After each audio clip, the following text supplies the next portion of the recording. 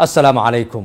maanta oo ay taariikhdu tahay 7 bisha September sanadka 2022 waxa uu madaxweynaha Jamhuuriyadda Federaalka ee Soomaaliya Mudane Maxamed Cabdilaahi Farmaajo uu magacaabay agaasimaha guud ee madaxtooyada qaranka, la taliyaha amniga qaranka ee madaxweynaha iyo kusimaha hay'adda nabad sugidda iyo sirdoonka qaranka.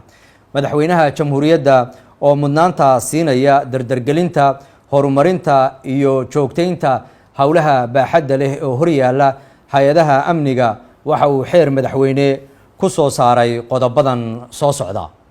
qodobka koowaad, madaxweynaha Jamhuuriyaddu waxa uu aqbalay iscasilaad uu soo gudbiyey agaasimaha hay'adda nabad sugidda iyo sirdoonka qaranka Mudane Fahad Yaasiin Xaaji Daahir, isaga oo ku bogaadiyey shaqadii wanaagsanayd ee uu ka qabtay dib u habaynta hay'adda muddadii uu hogaaminayay.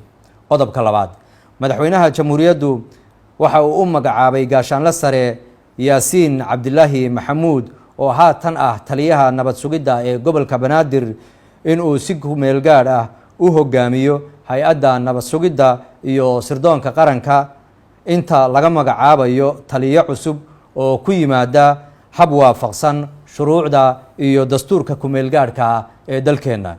qodobka saddexaad, madaxweynaha ayaa u magacaabay Mudane Cabdisaciid Muuse Cali inuu noqdo agaasimaha guud ee madaxtooyada qaranka, waxa uuna madaxweynuhu ku ammaanay shaqadii hufnayd ee uu ka soo qabtay taabagelinta siyaasadda amniga qaranka.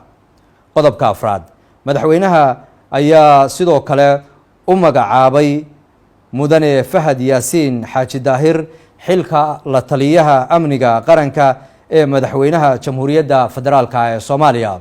ugu dambeyn, madaxweyne Maxamed Cabdilaahi Farmaajo wuxuu isugu yeedhayaa kulan ay yeelanayaan guddiga amniga qaranka 18 bishan September sanadka 2022 si guddiga looga horjeediyo warbixinta laga dalbaday hay'adda nabad sugidda iyo sirdoonka qaranka. waad mahadsantihiin.